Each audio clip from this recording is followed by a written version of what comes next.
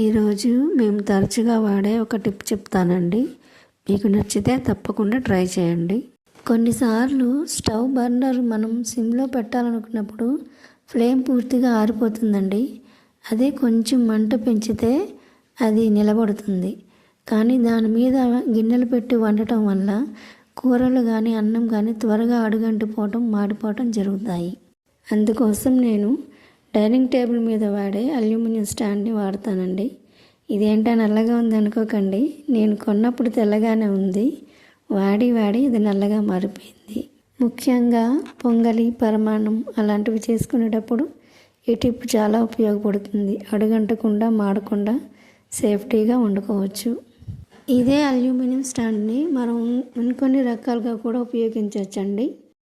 మనం ఎప్పుడైనా ఒక సింగిల్ కప్ టీ పెట్టాలనుకున్నప్పుడు, ఫర్ ఎగ్జాంపుల్ ఎవరైనా గెస్ట్ వచ్చినప్పుడు సింగిల్ టీ పెట్టాలంటే స్టవ్ని ఎంత సిమ్లో పెట్టినా కానీ గిన్నె త్వరగా గార పట్టేస్తుంది.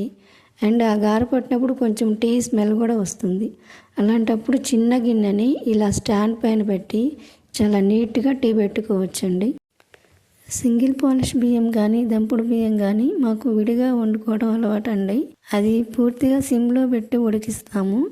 90% ఉడికిపోయినాక చివర్లో పైకి నీరు కనిపిస్తూ ఉంటుంది, కానీ అడుగున అడుగంటిపోతూ ఉంటుంది, సరిగ్గా ఉడకదన్నమాట. అలాంటప్పుడు ఈ స్టాండ్ని ఉపయోగిస్తాను. సంక్రాంతి పండుగ దగ్గరకు వస్తుంది కదా, ఇంటికి పెట్టిన బూజులన్నీ దులపాలి కదా. అదే పెద్ద పని అని అందరూ భావిస్తారు. కానీ ఆ పని చాలా తేలిగ్గా చకచక అయిపోయేలా ఒక మంచి టిప్ చూపిస్తాను. అటు కంట్లోనూ ఇటు తలలోనూ దుమ్ము చేరకుండా ఒక మంచి ఐడియా ఉందండి.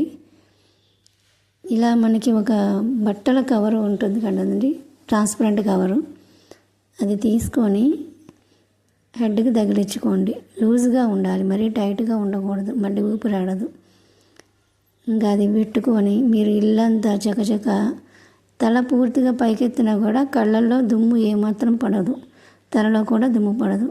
ఇంకా అంతా పూర్తయినాక తల స్నానం చేయాలనే దిగులు కూడా ఉండదు. తల నీట్గా ఉంటుంది, సేఫ్టీగా ఉంటుంది.